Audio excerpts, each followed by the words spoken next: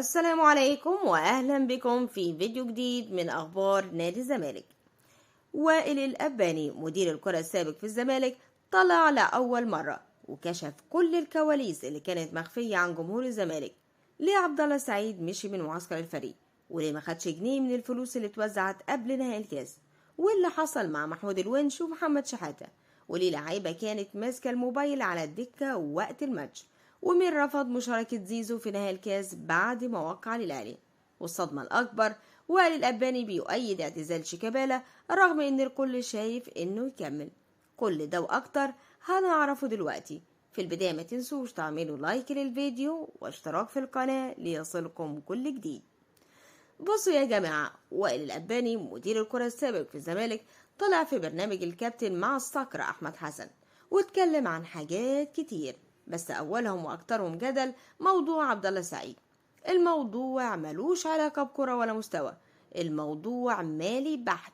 الراجل ليه 4 مليون جنيه من إعلانات قديمة ومش من عقده مع الزمالك، كان في اتفاق إن ياخدهم، لكن فجأة الزمالك رجع في كلامه.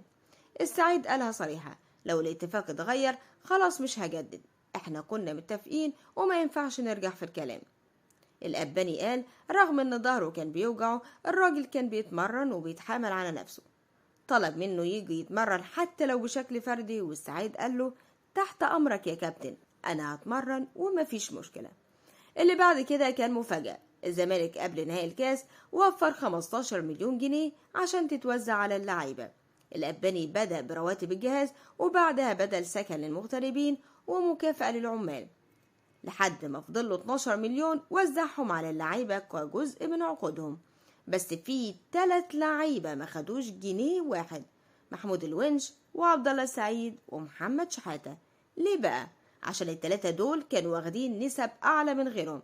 الونش واخد 51% من عقده، والسعيد وشحاتة فوق كده كمان. الونش وشحاتة تفهموا الوضع وقالوا ماشي يا كابتن، لكن عبد الله السعيد ما جاش يتكلم خالص. الأباني قال انه راجل محترم وملتزم بس كان زعلان. الأباني كمان قال حاجة غريبة جدا حصلت في ماتش رسمي، في 2 لعيبة استخدموا الموبايل وهم قاعدين على دكة البدلاء بعد الشوط الأول. قال لهم ده تصرف غير مقبول.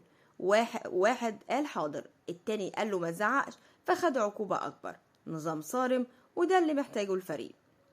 الأباني كمان فجر قنبلة وقال إن أيمن رمادي كان عايز يشرك زيزو في نهائي الكاس رغم إنه كان وقع للأهلي، لكن الأباني ومجلس الإدارة رفضوا عشان الجمهور ما ينفجرش في وش اللاعب والماتش يتقلب. وقال زيزو كان مرحب بس طلب حماية وحاسس إن من جواه إنه مش عايز يشارك، يعني اللعيب كان حاسس بالحرج وفضل السلامة. كمان حصلت حاجة غريبة بين اللاعب محمد عواد والجهاز، كان المفروض يلعب الدوري، لكن لما صبحي بدأ عواد قال صبحي يكمل ومحدش يطلبني الماتشات الكبيرة، وده طبعا موقف مش مظبوط. الأباني قال كلمته وفهمته ان القرار مش في ايده وان لازم يحترم قرارات الجهاز. في ماتش تاني سيف جعفر بدأ يزعق على الحكم من الدكة، الأباني زعق له فدونجا دخل وقال له ما تعلوش صوتك. الأباني رد عليه وقال له ده مش دورك، اقعد وركز في الماتش. يعني في شغل صارم ومفيش هزار في التزام اللاعبين. وائل الأباني كمان اتكلم عن شيكابالا واعتزاله وقال الناس كانت شايفة انه يكمل سنة كمان، بس انا شايف ان ده التوقيت الذهبي. اعتزل وهو بطل، سجل ركلة الجزاء الحاسمة في نهائي الكاس. وفعلا يا جماعة ده احسن ختام لأسطورة زملكاوية حقيقية. يعني بصراحة كل الكلام اللي قاله الأباني بيوضح قد ايه كان في ضغوط وتفاصيل كبيرة داخل الفريق، بس كمان في لعيبة محترمة وفي محاولات إصلاح.